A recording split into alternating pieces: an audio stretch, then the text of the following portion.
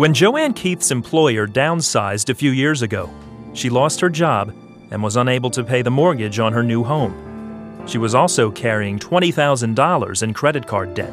I thought I was doing everything that I was supposed to do as a Christian, but there were some areas in my life that God really had to show to me that was displeasing to Him.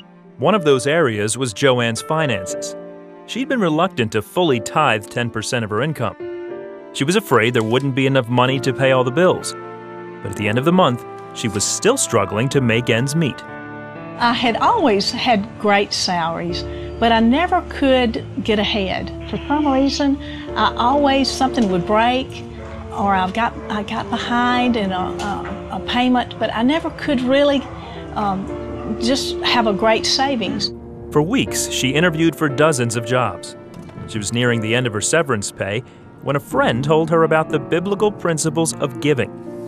Joann decided that her checkbook, with a sobering balance of $7, was telling her that something had to change. Because I had no choice. Because I knew that if I didn't, things weren't going to change and I might lose my house. So Joann wrote a check to her church, giving away her last $7. Finally, when I decided to surrender everything to God, I knew He was going to be responsible for the consequences. He was going to take care of me, and He did. In 2 weeks, I had a job with a major pharmaceutical company.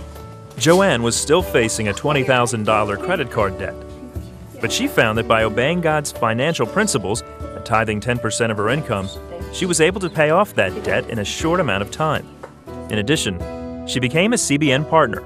And because she was receiving bonuses at work, Joann began to tackle her mortgage. It seemed like the more that I gave, the bigger the bonuses came. I'm not good in math. I'm not good in accounting.